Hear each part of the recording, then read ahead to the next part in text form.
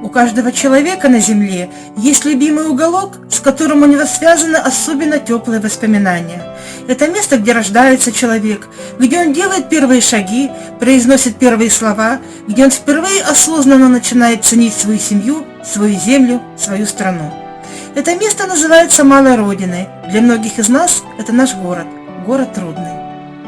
В этом году нашему городу исполняется 64 года. История Рудного коротка, но богата. Она богата примерами героического труда, удачными свершениями дерзких замыслов, замечательными биографиями первостроителей нашего города. Более 60 лет назад в бескрайние кустанайские степи прибыли хлеборобы, строители и горняки, чтобы осуществить грандиозные для дальнейшего развития нашей страны задачи – подъем целинных и залежных земель и создание гиганта горно-рудной промышленности Соколовско-Сарбайского горно-обогатительного комбината. Так начиналась история нашего города, а за этими скупыми строчками судьбы многих тысяч людей, тех, кто приехал на эту землю испытать себя на прочность. И сегодня, в рамках реализации проекта «Я с каждой улицей в Рудном знаком», мы вспомним о людях, которым многое было по плечу, для которых не существовало преград, о людях, которые в тяжелейших условиях создавали славную историю нашего города. Его звучное имя на слуху у всех рудничан, оно увековечено в названии одной из городских улиц. Биография этого удивительного человека неразрывно связана с градообразующим предприятием Рудного. Именно ему, прекрасному организатору, специалисту, незаурядному во всех отношениях человеку, доверил Центральный комитет партии возглавить будущий сырьевой гигант черной металлургии. По воспоминаниям людей, работавших с Николаем Фадеевичем, это был человек непокоя, коренастый, среднего роста, с быстрыми молодыми, но мягкими жестами, яркими живыми глазами. Он стал душой коллектива. Заслуженный горняк республики, герой социалистического труда, он был отмечен многими правительственными наградами, но он работал не за награды. Николай Фадеевич был одержим идеей вдохнуть новую жизнь в этот степной край, и это ему в полной мере удалось. Глубокие знания первого руководителя комбината, его недюжинный талант организатора, доброжелательное отношение к коллегам, постоянная забота о кадрах позволили выполнить поставленную задачу – создать мощную сырьевую базу для металлургических предприятий Урала и Казахстана. Под его руководством осуществлялось строительство и освоение первой в Советском Союзе фабрики окамкования. Параллельно строился и город Рудный с капитальными жилыми домами, площадями, дворцами и фонтанами. Самые смелые мечты и идеи первого директора комбината стали реальностью.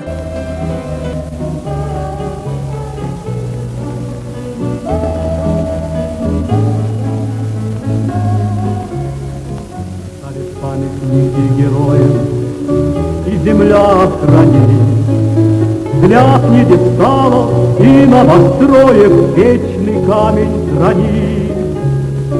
Поднимаются пьедесталы, поднимаются этажи.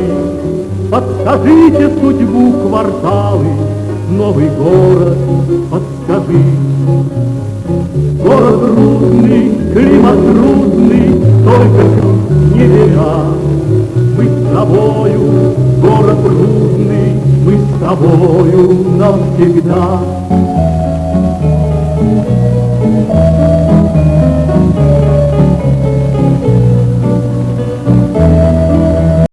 Я иного пути для себя не ждала, не искала окольных и легких дорог. Вот лежит он тугой и прямой, как стрела, через радость побед, через горечь тревог.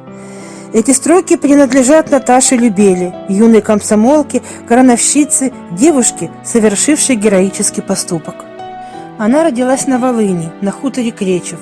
Мечтала стать журналистом, активно сотрудничала в стенгазетах, писала стихи, организовывала литературные чтения.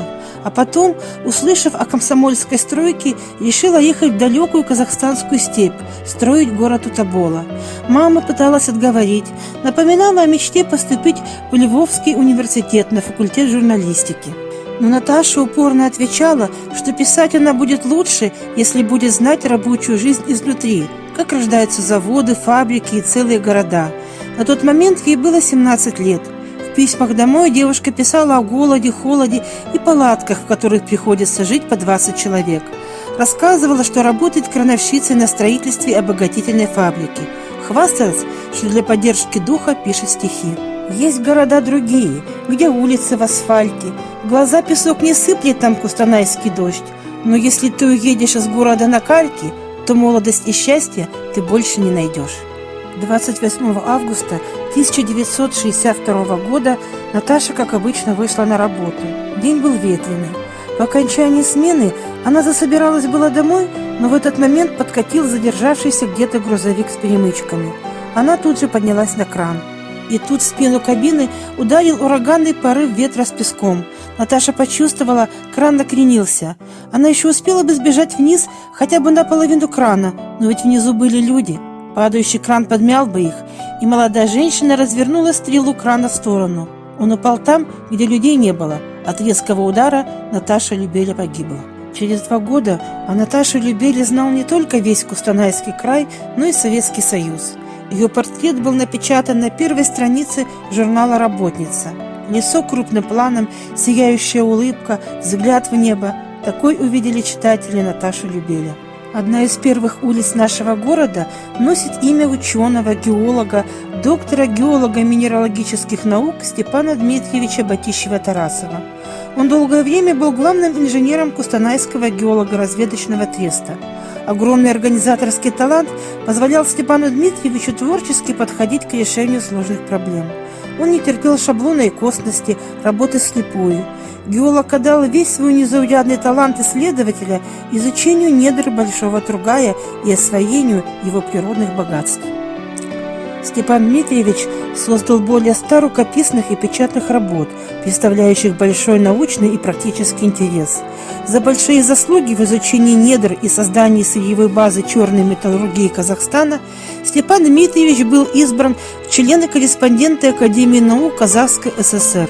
Со временем стало ясно, что Степан Дмитриевич был одним из крупнейших геологов XX века, обладавшим незаурядным талантом и выдающимися организаторскими способностями. Имя Марии Бежити известно всем в нашем городе. Руничане произносят его с особым уважением и благодарностью. Мария Бежити родилась 17 апреля 1936 года в Литовской ССР. В 1959 году она приехала в наш город на строительство Соколовско-Сарбайского комбината, работала грузчиком. 10 августа она возвращалась с работы в общежитие.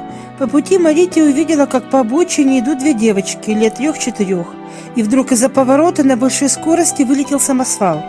Мария, рискуя собственной жизнью, бросилась к детям, успела убрать их с дороги, а сама попала под машину и была смертельно ранена. Через день, 11 августа, она умерла. На похороны Марии собрался, наверное, весь Рудный. В газеты города и области пришли сотни писем, авторы которых предлагали увековечить имя литовской девушки. 31 января 1961 года решением городского совета Рудного одна из улиц города была названа именем Марии Бежити, а 28 октября 1968 года неподалеку от того места, где погибла Мария, был поставлен памятник.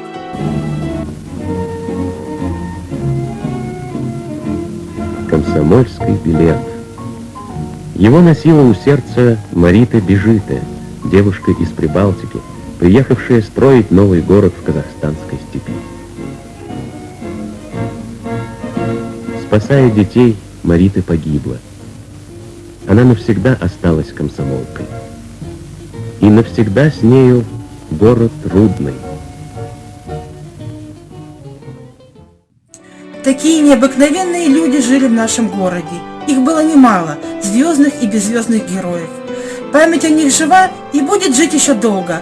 Разве могут раствориться в истории их честь и одержимость, их величайшее чувство ответственности и долга, их неиссякаемое трудолюбие и бесконечная преданность своему труду?